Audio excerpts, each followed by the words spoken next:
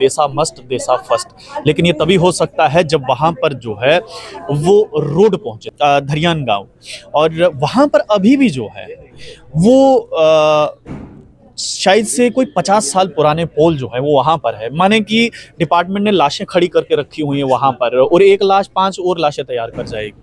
आप ही की कॉन्स्टिट्यूएंसी से एक आवाज उठ रही है कि या तो देदनी डेवलपमेंट अथॉरिटी बनाया जाए या फिर मरमत डेवलपमेंट अथॉरिटी जो है वो बनाया जाए।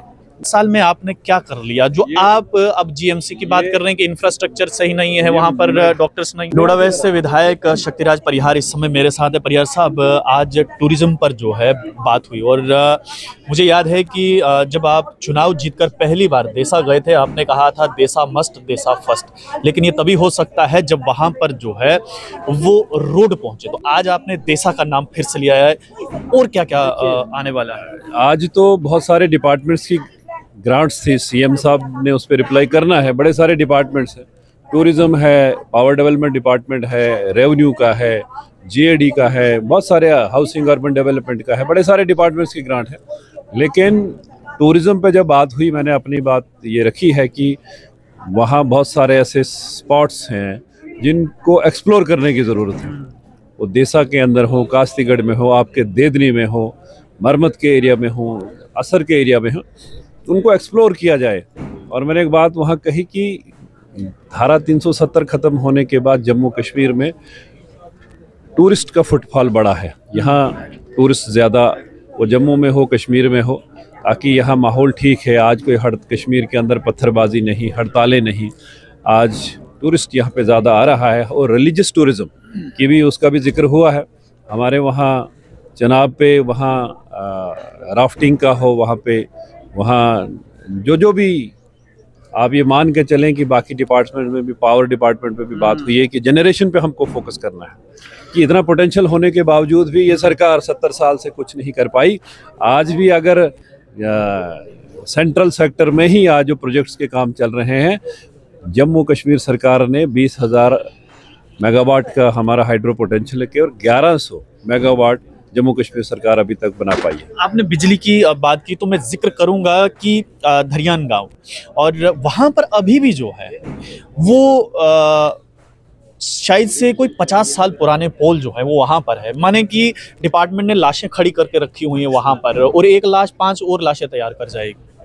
गवर्नमेंट ऑफ इंडिया ने, मोदी सरकार ने आरडीएसएस स्कीम के तहत जितने भी पोल कोई ऐसे हैं या तार को रिप्लेस करना है, उसका काम है। वो इसलिए किया गया है कि हमारे ट्रांसमिशन लॉसेस, AT&C लॉसेस, जो जम्मू कश्मीर में सबसे ज़्यादा है। बाकी स्टेट्स की, हिमाचल की बात करेंगे 14% ATC लॉसेस हैं। आप बाकी कुछ स्टेट्स की बात करें जहाँ 15-20% के आसपास हैं। पैन इंडिया 20 से 22% है, लेकिन जम्मू कश्मीर में अभी भी 41% ट्रांसमिशन लॉसेस है। और उसके लिए गवर्नमेंट ऑफ इंडिया ने ये फंडिंग की है कि हमारे वहाँ पोल, तार, ट्रांसफार्मर्स वगैरह की जो भी दिक्कत है उनको दूर किया जाए और ट्रांसमिशन लॉसेस को कम किया जाए। गवर्नमेंट ऑफ इंडिया ने 5,500 करोड़ उसके लिए दिया है।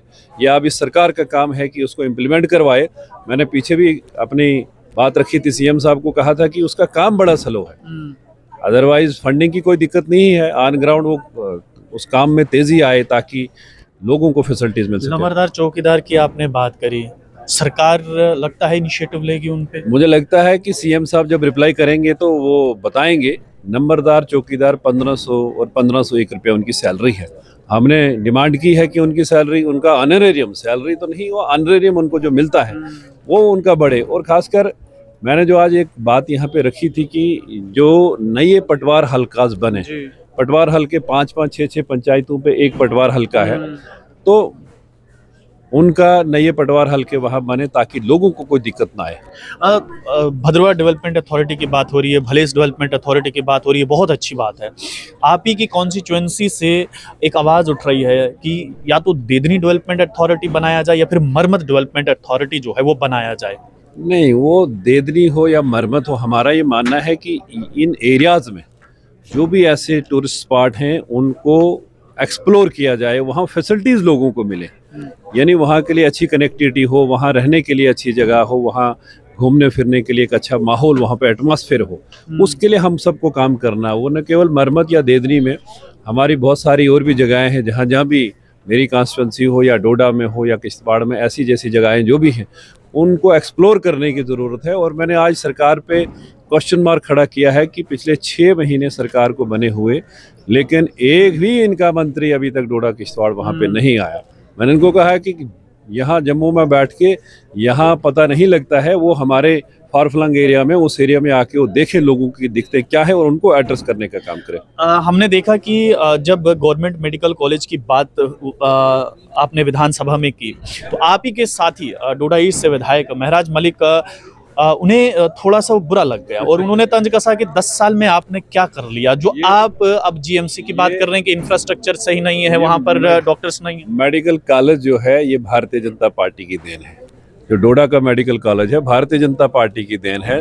आज आप देखेंगे टोकरा बदला हुआ, आज घाट के अंदर इतनी सारी बिल्डिंग्स बनी है, आज हॉस्पिटल्स हैं, लेकिन कमी तो है, उनको तो बताना है।